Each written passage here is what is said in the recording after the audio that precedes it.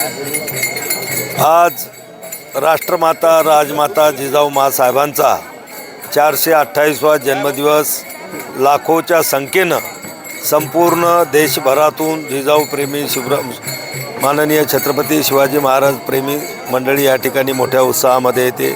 विशेष करून महिला वर्गांचा सुद्धा मोठ्या प्रमाणे या ठिकाणी सहभाग असतो आणि खऱ्या अर्थानं हे आपल्या सिंदखेड राज्याचं बुलढाणा जिल्ह्याचं, ज्याला आपण मातृतीर्थ जिल्हा जिजामातेच्या नावानं ओळखतो, त्याचं हे वैभव आहे। आज 12 जानेवारीला हा जन्मोत्सव साजरा करत असताना आपण पाहत असाल की प्रचंड उत्साह या ठिकाणी पुरुषांमध्ये, महिलांमध्ये, तरुणांमध्ये, तरुणीमध्ये ओसांडून वाहताना आपण या ठिकाणी पाहतो। निश्चित जिजामातेचं आज दर्शन घेतल्यानंतर एक नवी प्रेरणा लोक या ठिकाणाहून घेऊन जातात आणि आचरणात आणायचा प्रयत्न करतात।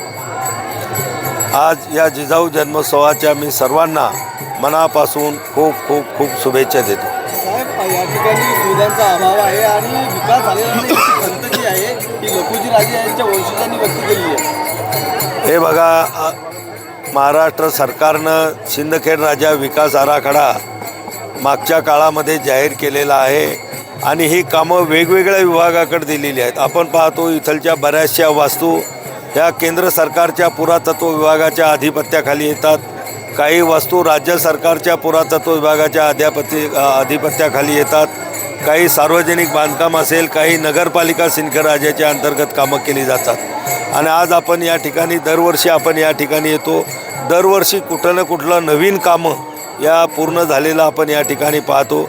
निश्चित या विकास आराखड्याला थोडा पूर्ण व्हायला उशीर लागत आहे।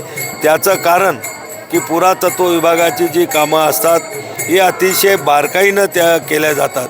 ज्या पुरातन वास्तू आहेत त्याचं सामरस्य ठेवत त्या सर्व कामं त्यांना करावे लागतात आणि हे करत असताना काही अडचणी येतात, त्यामुळं थोडा उशीर ती कामं पूर्ण व्हायला लागतो।